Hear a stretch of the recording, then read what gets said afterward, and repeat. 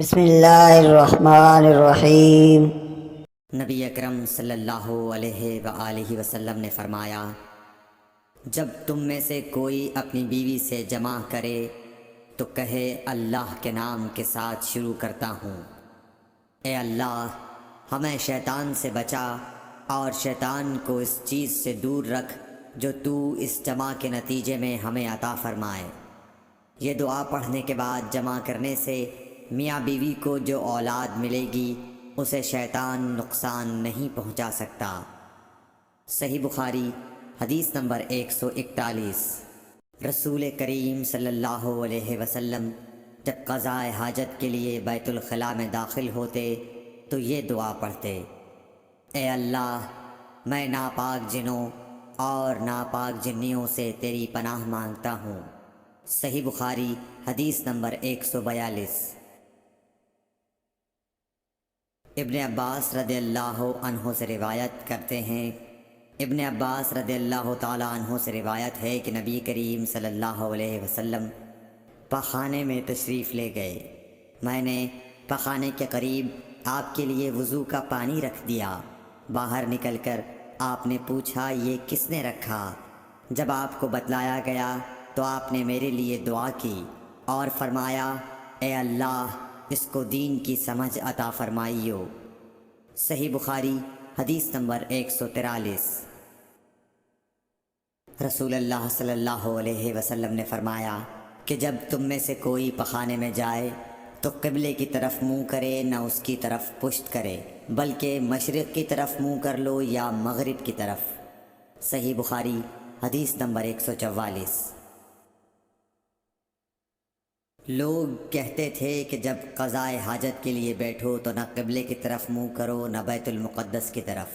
یہ سن کر عبداللہ بن عمر رضی اللہ تعالی عنہ نے فرمایا کہ ایک دن میں اپنے گھر کی چھت پر چڑھا تو میں نے حضرت صلی اللہ علیہ وسلم کو دیکھا کہ آپ بیت المقدس کی طرف منہ کر کے 2 اینٹوں پر قضاء حاجت کے لیے بیٹھے ہیں۔ پھر عبداللہ بن عمر رضی اللہ عنہ نے واسع سے کہا کہ شاید تم ان لوگوں میں سے ہو جو اپنے چوتڑوں کے بل نماز پڑھتے ہیں۔ تب میں نے کہا اللہ کی قسم میں نہیں جانتا کہ آپ کا مطلب کیا ہے۔ امام مالک رحمۃ اللہ نے کہا کہ عبداللہ بن عمر رضی اللہ تعالی عنہ نے اس سے وہ شخص مراد لیا جو نماز میں زمین سے اونچا نہ رہے، سجدے میں زمین سے چمٹ جائے۔ صحیح بخاری حدیث نمبر 145۔ رسول اللہ صلی اللہ علیہ وسلم کی بیویاں رات میں مناصے کی طرف قضاء حاجت کے لیے جاتی اور مناصے ایک کھلا میدان ہے، تو حضرت عمر رسول اللہ صلی اللہ علیہ وسلم سے کہا کرتے تھے کہ اپنی بیویوں کو پردہ کرائیے، مگر رسول اللہ صلی اللہ علیہ وسلم نے اس پر عمل نہیں کیا۔ ایک روز رات کو عشاء کے وقت حضرت سودا بنت زمع رسول اللہ صلی اللہ علیہ وسلم کی اہلیہ جو دراز قد عورت تھیں باہر گئیں۔ حضرت عمر رضی اللہ عنہ نے انہیں آواز دی اور کہا ہم نے تمہیں پہچان لیا، اور ان کی خواہش یہ تھی کہ پردے کا حکم نازل ہو جائے، چنانچہ اس کے بعد اللہ نے پردے کا حکم نازل فرما دیا۔ صحیح بخاری حدیث نمبر 146۔ آپ صلی اللہ علیہ وسلم نے اپنی بیویوں سے فرمایا کہ تمہیں قضاء حاجت کے لیے باہر نکلنے کی اجازت ہے۔ صحیح بخاری حدیث نمبر 147۔ عبداللہ بن عمر رضی اللہ تعالی عنہ فرماتے ہیں کہ ایک دن میں اپنی بہن اور رسول اللہ صلی اللہ علیہ وسلم کی اہلیہ محترمہ حفصہ کے مکان کی چھت پر اپنی کسی ضرورت سے چڑھا تو مجھے رسول اللہ صلی اللہ علیہ وسلم قضاء حاجت کرتے وقت قبلے کی طرف پشت اور شام کی طرف منہ کیے ہوئے نظر آئے۔ صحیح بخاری حدیث نمبر 148۔